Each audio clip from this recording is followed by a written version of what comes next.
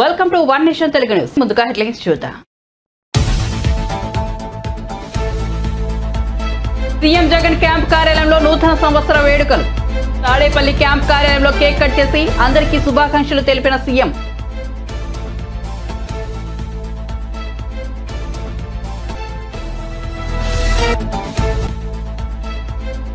Governor తమిళసైని కలిసి శుభాకాంక్షలు తెలిపిన సీఎం రేవంత్ రెడ్డి. రాజ్ భవన్ కు వెళ్లి శుభాకాంక్షలు తెలిపిన ముఖ్యమంత్రి. వెంట స్పీకర్ ప్రసాద్ కుమార్, మంత్రులు సీతక్క, కొండా సురేఖ.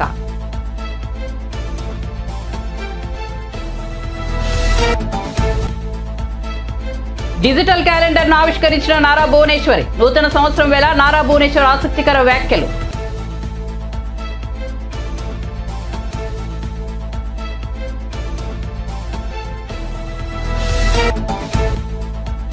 మన దేశానికి ఈ ఏడాది చాలా కీలకమైనదన్న కిషన్ రెడ్డి. సతీ సమేతంగా తిరుమల శ్రీవారిని దర్శించుకున్న కేంద్ర మంత్రి. 2024లో ప్రపంచవ్యాప్తంగా భారత్ కీలక పాత్ర పోషించనుందని వెల్లడి.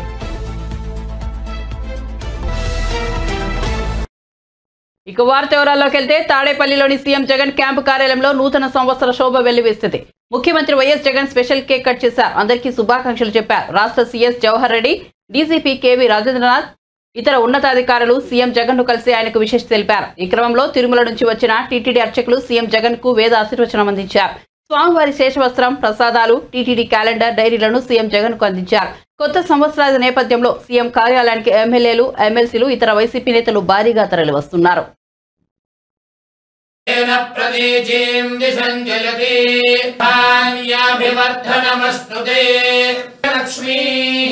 నిఖిల గుణగణాడంబరీర్తి లక్ష్మీ సర్వాంగే సౌమ్య లక్ష్మీ మయతు విజయతాం సర్వ సామ్రాజ్య లక్ష్మీ భామానం మహీయతే ధాన్యం ధనం వశుం బహుపుత్రం శతసంవత్సరం దీర్ఘాయుః శ్రీ ప్రసన్నర ప్రసాద సిద్ధిరస్తు సమృద్ధిరస్తు సర్వోత్తరాభివృద్ధిరస్తు.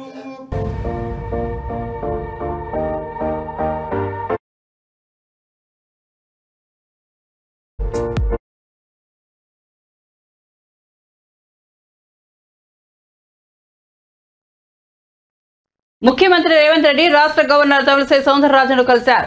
రాజ్భవన్ కు వెళ్లిన సీఎం ఆమెకు నూతన సంవత్సర శుభాకాంక్షలు తెలిపారు. గవర్నర్ ను కలిసిన వారితో ముఖ్యమంత్రితో పాటు సభాపతి కడ్డం ప్రసాద్ కుమార్, మంత్రులు సీతక్క, కొండా సురేఖ ఉన్నారు. పుష్పగుచ్చం ఇచ్చి సీఎం, గవర్నర్ పరస్పరం శుభాకాంక్షలు చెప్పుకున్నారు. ఆ తర్వాత గవర్నర్ కు సీతక్క శాల్వా కప్పి సత్కరించారు. కొండా సురేఖ నూతన సంవత్సరం సందర్భంగా గవర్నర్ కు ఓ పూల మొక్కను అందించారు. ఆ తర్వాత కాసేపు కూర్చొని ముచ్చటించారు.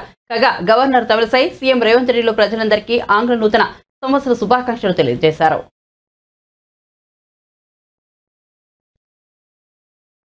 ఎన్టీఆర్ ట్రస్ట్ భవన్ లో డిజిటల్ క్యాలెండర్ ను టీడీపీ అధినేత చంద్రబాబు సతీమణి నారా భువనేశ్వరి సోమవారం ఉదయం ఆవిష్కరించారు. ఈ సందర్భంగా 2 తెలుగు రాష్ట్రాల ప్రజలకు భువనేశ్వరి నూతన సంవత్సర శుభాకాంక్షలు తెలిపారు.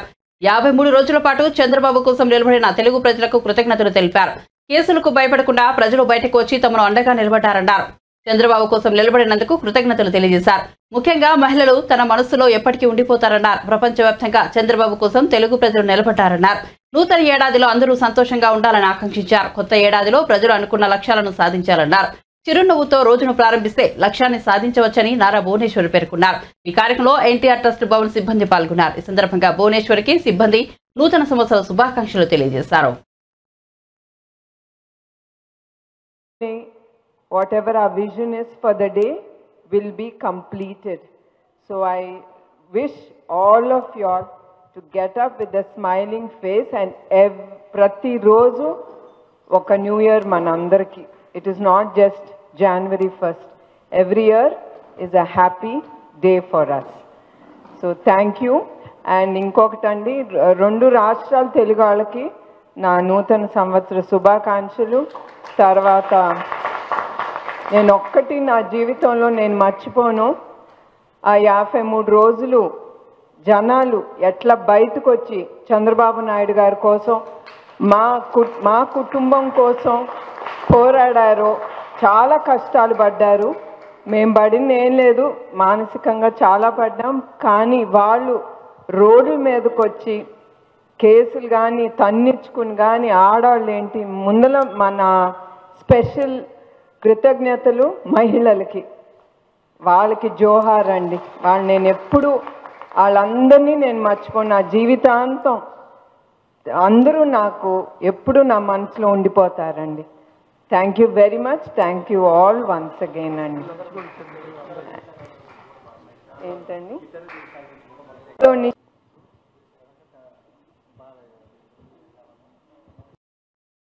గుంటూరు వెస్ట్ నియోజకవర్గంలో మంత్రి విడుదల రజని కార్యాలయంపై టీడీపీ జనసేన కార్యకర్తలు దాడులు చేశారు. కొత్తగా నిర్మించిన ఆఫీసుపై రాళ్ల దాడికి తెగబడ్డారు. ఫ్లెక్సీలను చించేసి అద్దాలు ధ్వంసం చేశారు. ఈ నేపథ్యంలో మంత్రి విడుదల రజని సోమవారం ఉదయం పార్టీ ఆఫీసు వద్దకు చేరుకుని పరిశీలించారు.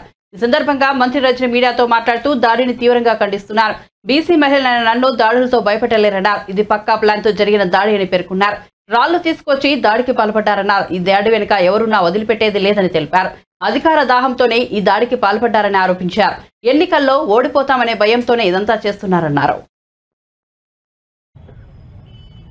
ఈ దాడిని చూసినట్టయితే టీడీపీ వాళ్ళు ప్రీ ప్లాన్డ్ గా న్యూ ఇయర్ వేడుకల్లా జరపకుండా ఒక ప్రీ ప్లాన్ దాడిని మా పార్టీ ఆఫీస్ మీద ప్లాన్ చేసినట్టు కనిపిస్తా ఉంది. ఇక్కడ చూసినట్టయితే ఈ రోడ్డు మీద ఇలాంటి రాళ్లు కూడా లేవు. ఇలాంటి రాళ్లు కొన్ని వందల మంది ఇక్కడ గుమిగూడి మరి ఈ రాళ్లన్నీ కూడా ఇటువైపు ఉన్నటువంటి పార్టీ ఆఫీస్ మీద ఇసడం మనం చూస్తా ఉన్నాం. చూడండి, ఈ ఫ్లెక్సీ గనక లేకపోయి ఉంటే పూర్తి అద్దాలు కూడా ధ్వంసమయ్యేటువంటి పరిస్థితి. పూర్తిగా ఇటువంటి రాళ్లతో టీడీపీ గూండాలు ఏ విధంగా కూడా ఈ దాడికి తెరతీశారో మీరందరూ కూడా చూడొచ్చు. ఇది ఖచ్చితంగా ప్రీ ప్లాన్డ్ గా జరిగినటువంటి దాడి. దీని వెనకాల ఎవరున్నా కూడా మేము వదిలిపెట్టం. ఒక మహిళగా నేను ఇక్కడ ఈ రోజున ఈ పార్టీ ఆఫీసు ఒక బీసీ మహిళగా ఈ రోజు మనం ఇక్కడికి వచ్చి ప్రజలందరి మధ్య కూడా ప్రజా సేవ చేస్తూ ఉంటూ మరి ఈ పార్టీ ఆఫీస్ ని ఈ రోజు ప్రారంభించుకోవాలి ఈ నూతన సంవత్సరం సందర్భంగా అని చెప్పి మరి ఇక్కడ ఏర్పాట్లు జరుగుతూ ఉంటే మరి ఈ రోజున పంతానికి వాళ్లకు టీడీపీ వాళ్లకు ఓటమి భయం పట్టుకొని మరి ఏ విధంగా కూడా ఈ దారికి తెరతీశారో ఇక్కడ ఉన్నటువంటి అందరూ కూడా చూస్తా ఉన్నారు. నేను ఒకటి అడుగుతా ఉన్నాను, గుంటూరు ప్రజలందరూ కూడా విజ్ఞప్తి చేస్తా ఉన్నాను. ఇలాంటి ప్రజలు, ఇలాంటి టీడీపీ వాళ్ళు అధికార దాహం కోసము ఓడిపోతామనే భయం పట్టుకొని మరి ఏ విధంగా పార్టీ ఆఫీస్ మీద రాళ్లేసి దాడి కొడిగట్టారో మీ అందరూ కూడా ఆలోచన చేయండి. ఒక మంత్రిగా ఈరోజు ఒక మంత్రిగా నేను ఇక్కడ మేము మా వైఎస్ఆర్ కాంగ్రెస్ పార్టీని మేము ప్రారంభించుకుంటా ఉంటే మరి మా మీదే ఇంతటి దాడికి ఏ విధంగా కూడా ప్లాన్ చేసి ఒడిగట్టారో మీరందరూ కూడా చూడండి. వైసీపీ ప్రభుత్వం దశల వారీగా సామాజిక పెన్షన్ మొత్తాన్ని పెంచుతూ వచ్చిన సంగతి తెలిసిందే. ఇప్పుడు ఆ పెన్షన్ 3,000కు పెంచారు. పెంచిన పెన్షన్ నేటి నుంచి అమల్లోకి రానుంది. కాగా ఈ నెల కొత్తగా 1,17,161 మందికి పెన్షన్ అందించనున్నారు. 2019లో పెన్షన్ 2,250 కాగా 2022 నాటికి అది 2,500 అయింది.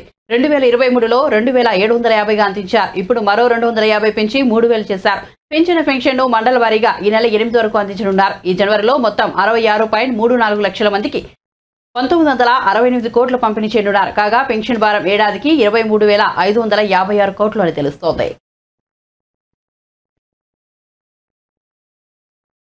బసవతారకం క్యాన్సర్ ఆసుపత్రిలో నిర్వహించిన కొత్త సంవత్సరం వేడుకల్లో ప్రముఖ నటుడు బాలకృష్ణ పాల్గొన్నారు. కేక్ కట్ చేసి స్వయంగా చిన్నారులకు తినిపించారు. వారికి పుస్తకాలను అందించారు. అందరికీ నూతన సంవత్సర శుభాకాంక్షలు తెలిపారు.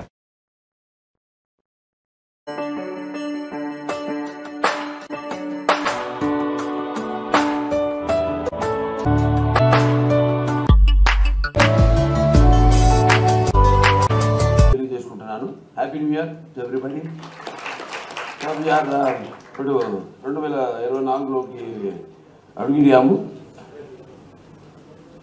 అంటే ప్రతి సంవత్సరం మనకి అంటే ఈ ఆసుపత్రికి సంబంధించి ప్రతి సంవత్సరం కూడా మనకి ఎంతో అంటే మన జ్ఞాపకాల్లో అంటే ప్రతి సంవత్సరం ఒక ఛాలెంజ్గా తీసుకుని ఆసుపత్రి ప్రారంభం నుంచి అంటే శంకుస్థాపన నుంచి కూడా పడ్డ కష్టాలు 1989లో నాన్నగారు ఇక్కడ భూమి పూజ చేయడం, అప్పుడు కోడలి శివప్రసాద్ గారు, నూరి దత్తాత్రేయుడు గారు వాళ్ళందరూ కలిసి చేయడం. అలాగే ప్రతి సంవత్సరం అప్పుడు ఎన్నో ఆర్థికంగా ఎన్నో ఇబ్బందులు ఎదురు కావడం, అలాగే ప్రభుత్వాలు మారడం, దానివల్ల జాప్యం జరగడం, ఎంతోమంది దాతలు ఇప్పుడు వెంకటేశ్వర కానివ్వండి, లేకపోతే మేడం తులసి గారు కానివ్వండి, పోలవరపు వాళ్ళంతా కూడా టాటా మెమోరియల్, తర్వాత చంద్రబాబు నాయుడు గారు ఆయన వచ్చాక వాళ్ళని, అలాగే ఈ ఎంపీ ల్యాండ్స్ నుంచి డబ్బు తీసుకురావడం, అలా అలా అలా చేసుకుంటూ ఆసుపత్రిని సో ప్రతి సంవత్సరం ఏదైతే ఈ క్యాన్సర్ వ్యాధులు ప్రపంచవ్యాప్తంగా అంటే హాస్పిటలే కాకుండా రీసెర్చ్ అండ్ డెవలప్మెంట్ కూడా, సో దాంట్లో అన్ని విషయాల్లో కూడా ఏది ఒక ఆసుపత్రికి వచ్చే పేషెంట్ ఎక్స్పెక్టేషన్స్కి తగ్గకుండా ఈ ఆసుపత్రిని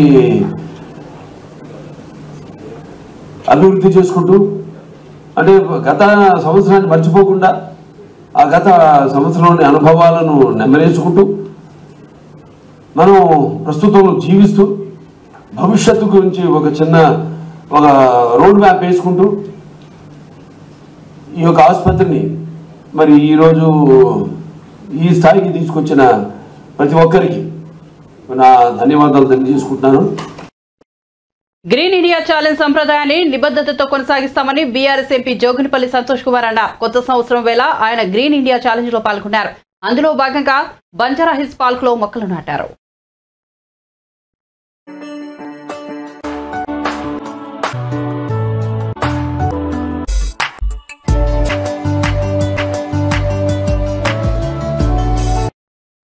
బీఆర్ఎస్ వర్కింగ్ ప్రెసిడెంట్ మాజీ మంత్రి కేటీఆర్ సోమవారం పారిశుద్ధ్య కార్మికులతో కలిసి భోజనం చేశారు. ఆంగ్ల నూతన సంవత్సరం సందర్భంగా పారిశుద్ధ్య కార్మికులతో కలిసి ఆయన తెలంగాణ భవన్ లో వేడుకలు జరుపుకున్నారు. ఈ సందర్భంగా వారితో కాసేపు ముచ్చటించి ఆ తర్వాత కలిసి భోజనం చేశారు. కార్మికులతో సెల్ఫీలు దిగారు. ఈ కార్యక్రమంలో జీహెచ్ఎంసీ మేయర్ గద్వాల విజయలక్ష్మి పాల్గొన్నారు. ఇదిలా ఉండగా కేటీఆర్ ను పలువురు బీఆర్ఎస్ ప్రజాప్రతినిధులు, నేతలు, కార్యకర్తలు కలిసి నూతన సంవత్సర శుభాకాంక్షలు తెలిపారు.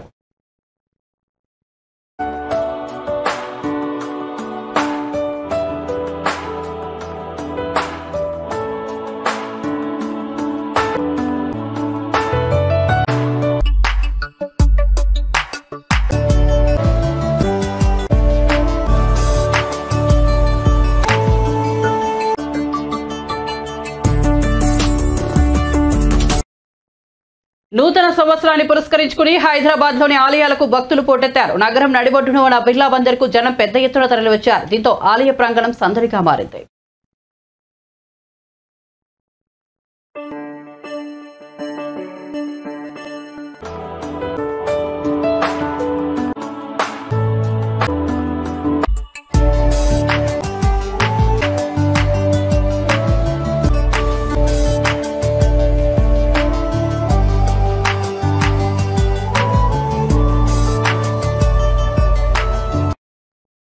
నూతన సంవత్సరం సందర్భంగా యాదాద్రి శ్రీ లక్ష్మీ నరసింహస్వామి ఆలయంలో భక్తుల రద్దీ పెరిగింది. భక్తుల రద్దీని దృష్టిలో ఉంచుకుని ఎలాంటి అసౌకర్యం కలగకుండా ఆలయ సిబ్బంది ఏర్పాట్లు చేశారు. రద్దీకి అనుగుణంగా కొండపైకి వెళ్లేందుకు ప్రత్యేక ఉచిత బస్సులను టీఎస్ఆర్టీసీ ఏర్పాటు చేసింది.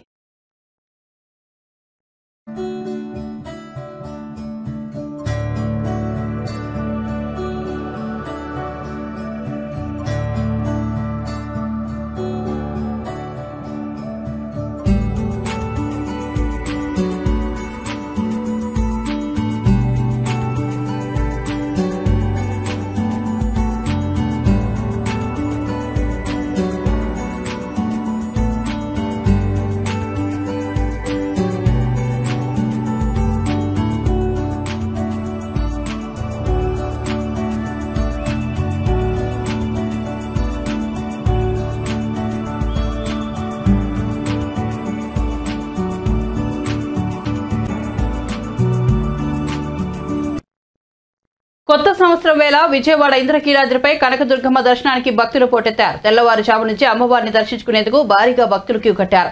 రద్దీని దృష్టిలో ఉంచుకుని భక్తులకు ఎలాంటి ఇబ్బందులు తలెత్తకుండా ఆలయ సిబ్బంది ఏర్పాట్లు చేశారు.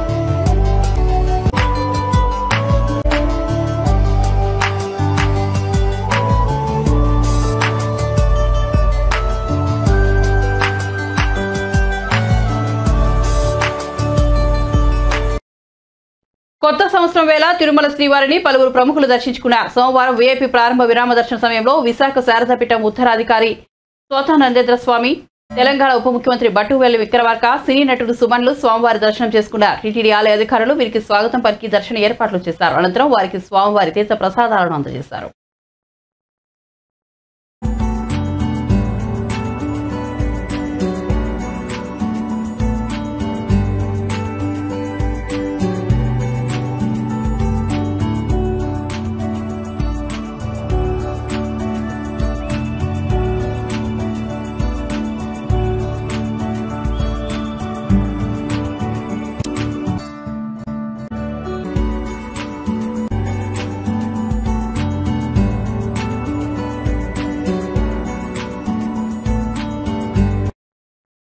తెలుగు ప్రజలకు తెలంగాణ గవర్నర్ తమిళసై సౌందరరాజన్ నూతన సంవత్సర శుభాకాంక్షలు తెలిపారు. కొత్త సంవత్సరం సందర్భంగా తిరుమల శ్రీవారిని ఆమె దర్శించుకున్నారు. టీటీడీ అధికారులు ఆమెకు స్వాగతం పలికి దర్శన ఏర్పాట్లు చేశారు.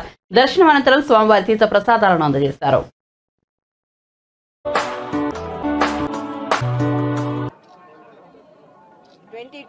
New Year. I prayed God for the wellness of the people of Bharat. Everyone should be hale and healthy, wealthy, and 2024 New Year. I prayed God for the wellness of the people of Bharat. Everyone should be hale and healthy, wealthy, and I prayed Lord Balaji for the wellness of each and everyone of this country.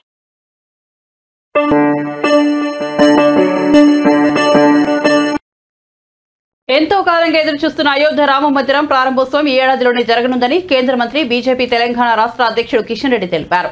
ఆంగ్ల నూతన సంవత్సరం సందర్భంగా ఆయన సతీ సమేతంగా తిరుమల శ్రీవారిని దర్శించుకున్నారు. దర్శనం అనంతరం ఆయన మీడియాతో మాట్లాడుతూ 2024లో ప్రపంచవ్యాప్తంగా భారత్ కీలక పాత్ర పోషించనుందన్నారు. మన దేశానికి ఏడాది చాలా కీలకమైందన్నారు. ఇజ్రాయెల్, గాజా, రష్యా, ఉక్రెయిన్ వంటి ప్రపంచ దేశాల సమస్యలు ఈ ఏడాది పరిష్కారమయ్యే అవకాశాలు ఉన్నట్లు తెలిపారు. ఇందులో భారత్ కీలక పాత్ర పోషించనుందని అభిప్రాయపడ్డారు.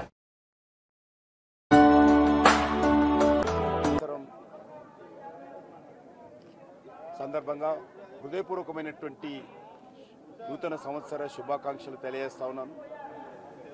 ఈ సంవత్సరము మన దేశానికి చాలా కీలకమైనటువంటి సంవత్సరం. ప్రపంచంలో ఉన్నటువంటి అనేక సమస్యలు ఈ సంవత్సరంలో పరిష్కారమయ్యే అవకాశం ఉంది. అందులో భారతదేశము కీలక పాత్ర పోషించనున్నది. అది ఇజ్రాయెల్, గాజా సంబంధించి కావచ్చు, లేక ఉక్రెయిన్, రష్యాకు సంబంధించిన విషయంలో కావచ్చు, లేక ప్రపంచవ్యాప్తంగా జరుగుతున్నటువంటి అనేక రాజకీయ, ఆర్థిక, సామాజిక నేపథ్యంలో కూడా భారతదేశము ఈ సంవత్సరము 2024 కీలక పాత్ర పోషించనున్నది. దాంతోపాటు మన దేశంలో కూడా మరి ఈ సంవత్సరము మరింతగా శక్తినిచ్చే విధంగా అందరూ కూడా ఈరోజు ఐక్యమత్యంగా మన దేశ అభివృద్ధి కోసము కృషి చేయాల్సిన అవసరం ఉంది. అదే కాకుండా ఈరోజు మా సంతోషం అంటే 500 సంవత్సరాల నుంచి మనం పోరాటం చేస్తున్నటువంటి, 500 సంవత్సరాల నుంచి ఎదురు చూస్తున్నటువంటి, ప్రపంచంలో ఉన్నటువంటి హిందువులందరూ కూడా ఆకాంక్షిస్తున్నటువంటి అయోధ్యలోని రామ జన్మభూమి స్థానంలో భవ్యమైనటువంటి, దివ్యమైనటువంటి రామమందిర నిర్మాణం పూర్తయి ఇదే జనవరిలో 22వ తేదీ ప్రాణప్రతిష్ఠ జరగనున్నది. ఇది నిజమైనటువంటి దీపావళి పండుగ, మనకు నిజమైనటువంటి నూతన సంవత్సర శుభాకాంక్షలు. ఎందుకంటే ఈరోజు శ్రీరాముడు ఎక్కడ జన్మించాడంటే ప్రతి ఒక్కరు కూడా అన్ని మన యొక్క వేదాలలో కానీ, లేక మనకు సంబంధించినటువంటి అన్ని చరిత్రలో కానీ శ్రీరాముడు అయోధ్యలో జన్మించాడంటాం. కానీ దురదృష్టవశాత్తు 500 సంవత్సరాలుగా అటువంటి అయోధ్యలోని శ్రీమందిర దేవాలయము మరి లేకుండా ధ్వంసమైంది. మరి ఇన్ని సంవత్సరాల పోరాట ఫలితంగా, 500 సంవత్సరాల త్యాగాల ఫలితంగా ఈరోజు అయోధ్యలో మరి రామమందిర నిర్మాణం జరగడము, మన కళ్ళ ముందే ఆ యొక్క రామమందిర నిర్మాణానికి సంబంధించినటువంటి ప్రారంభోత్సవం ఇదే నెల జనవరిలో 22వ తేదీన జరగనున్నాం.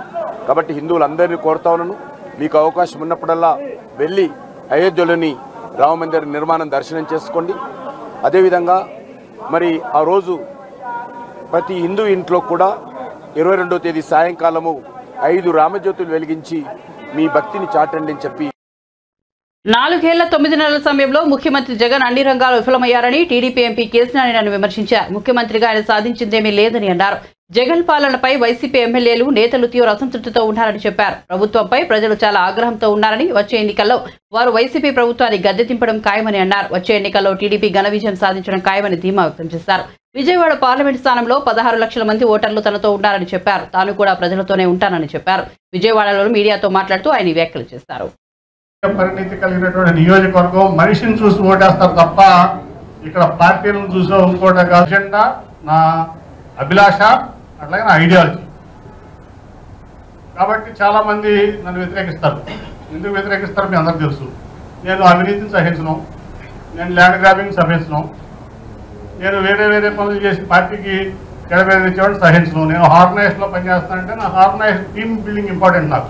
నాకు బేగ్ లాంటి వ్యక్తులు కావాలి, వెనకంటి జీవరత్నం లాంటి వ్యక్తులు కావాలి, నాకు కోసం ముని లాంటి వ్యక్తులు కావాలి, నాకు మా గోగుల రమణ లాంటి వ్యక్తులు కావాలి, మీరందరూ కావాలి. అంతే తప్ప మేము వచ్చాం, మేము ఈ ప్రాంతానికి ఎమ్మెల్యే అయ్యాం లేకపోతే ఇన్ఛార్జ్ అయ్యాం, మేము ఏలుకుంటాం దోచుకుంటాం అంటే సహించే పనే లేదు. అంతగా తప్ప నా మీద వ్యతిరేకైనా అవినీతి చేయలే. నేనేమి ఎవరికి చీకటి సామ్రాజ్యంలో వ్యాపారంలో వస్తున్నాం పార్ట్నర్ కాదు. నా మీద నాకు వాళ్ళకి ఎందుకు పడతావు? నేనే పార్ట్నర్నా? ఈ దాంట్లో నేను మాట్లాడిగానా? మాట్లాడలేదు కదా. ఎందుకు పడదంటే వీడు ఒక కాపలా కుక్క విజయవాడ పార్లమెంట్కి, వీడు తినడం మమ్మల్ని తిన్నీడు అంత తప్ప ఏం ఎజెండా లేదు ఇక్కడ. అంతేనా? వీడు దోచుకోడు, ఈ విజయవాడ దోచుకోలేడు, వీడితో మాకు కావు, వీడు ఎంపీగా లేకపోతే మాకు హ్యాపీగా ఉంటుంది. వీడు అసలు ఈ తెలుగుదేశం పార్టీ నుంచి పోతే మేము చక్కగా ఈ పార్టీని ఈ బెదవాడిని ఇక్కడ జగ్గేవాడ నుంచి విజయవాడ ఈస్ట్ వరకు అటు తిరువురు వరకు దోస్తూ తినొచ్చు అనేదే ఎజెండా. అందుకని నేను ఎజెండా ఉందా నా మీద వ్యతిరేకిస్తాను కాకుండా మీడియా కూడా చెప్పొచ్చు. నా మీద వేరే ఎజెండా ఉంటుందా? నేను మీ దాంట్లో మాట్లాడిగానా? నేను బిజినెస్ పార్ట్నర్నా? అది ఏంటి? నేను ఈస్ట్లో వచ్చి వెళ్తున్నానా, సెంట్రల్లో వచ్చి వెళ్ళి పెడుతున్నానా, వెస్ట్లో వచ్చి వెళ్ళి పెడుతున్నానా? పెట్టలేదు కదా.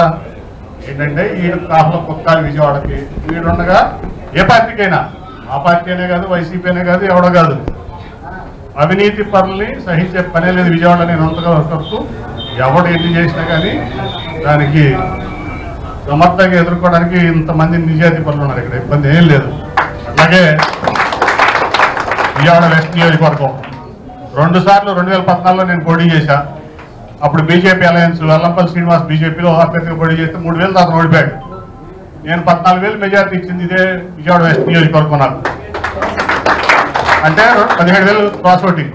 2019లో చెల్లెలు కనుక అమ్మాయి 9,500 ఓట్లతో ఓడిపోయింది. నాకు 8,500 మెజార్టీ ఇచ్చింది ఇదే పశ్చిమ నియోజకవర్గం. అంటే 2 సార్లు కూడా 17,000 క్రాస్ ఓటింగ్ నాకు వేసి ప్రజలు విజయవాడ వెస్ట్ నియోజకవర్గం అంటే రాజకీయ పరిణితి కలిగినటువంటి నియోజకవర్గం. మనిషిని చూసి ఓటేస్తారు తప్ప ఇక్కడ పార్టీలను చూసో ఇంకోటే కాదు. పార్టీ సరైన వ్యక్తికి సీట్ ఇవ్వకపోతే ఖచ్చితంగా ఓడిస్తాం, సరైన వ్యక్తికి సీట్ ఇస్తే ఖచ్చితంగా గెలిపిస్తాం అనేదానికి నా 2 ఎలక్షన్లే నిదర్శనం. అటువంటి రాజకీయ పరిణతి కలిగినటువంటి నియోజకవర్గం ఎప్పుడు చెప్తా విజయవాడ వెస్ట్ గురించి. అన్ని కులాలు, అన్ని మతాలు సమానంగా ఉన్నటువంటి నియోజకవర్గం. బీసీలో మళ్ళీ అన్ని కులాలు, ఓసీలో అన్ని కులాలు. అటు వైశ్యాస్ ఉంటారు, ఇటు బ్రాహ్మిన్స్ ఉంటారు, కమ్మ ఉంటారు, రెడ్డి ఉంటారు. అట్లా బీసీల్లో నగరాలు ఉంటారు, యాదవులు ఉంటారు, మిగతా అన్ని చాలా కులాలు ఉంటాయి.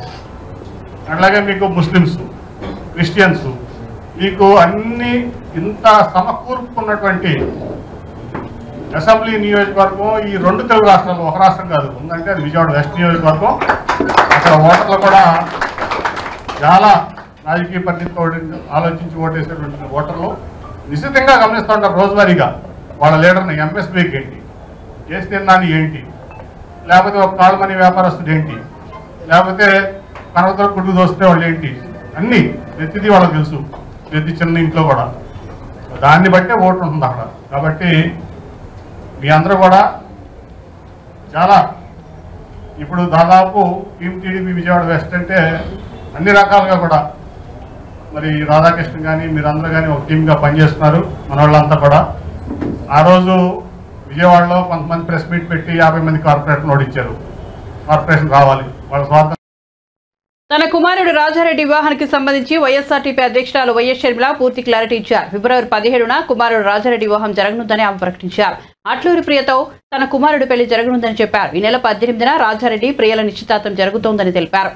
ఈ విషయాన్ని అందరితో పంచుకోవడం సంతోషంగా ఉందని చెప్పారు. కుటుంబ సమేతంగా కాబోయే వధువులతో కలిసి ఇడుపులపాయలోని వైఎస్ ఘాట్కు ప్రదర్శిస్తామని పేర్కొన్నారు. తొలి వివాహ ఆహ్వాన పత్రికను నాన్న సమాధి వద్ద ఉంచి ఆయన ఆశీస్సులు తీసుకుంటామని చెప్పారు. ఈ మేరకు ఆమె ఎక్స్ వేదికగా పూర్తి వివరాలను తెలియజేశారు. మరోవైపు రాజారెడ్డి అట్లూరు ప్రియుల ప్రేమలో ఉన్న సంగతి తెలిసిందే.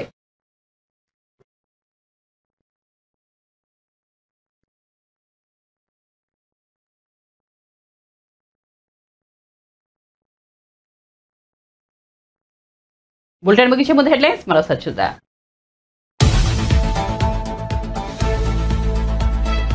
సీఎం జగన్ క్యాంపు కార్యాలయంలో నూతన సంవత్సర వేడుకలు. తాడేపల్లి క్యాంపు కార్యాలయంలో కేక్ కట్ చేసి అందరికీ శుభాకాంక్షలు తెలిపిన సీఎం జగన్.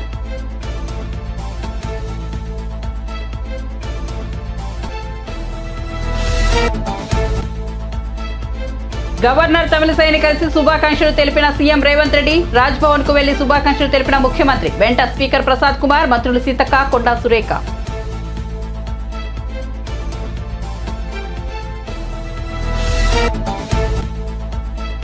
డిజిటల్ క్యాలెండర్ ను ఆవిష్కరించిన నారా భువనేశ్వర్. నూతన సంవత్సరం వేళ భువనేశ్వర్ ఆసక్తికర వ్యాఖ్యలు.